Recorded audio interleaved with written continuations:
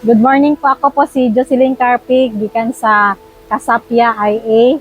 Naami diri karon sa Silvers Dam para sa beautification kag tanan-tanan nga mga kanal malimpyo namo kag patuloy po ang pagdaloy ng tubig na masagana po padating po sa aming mga farm.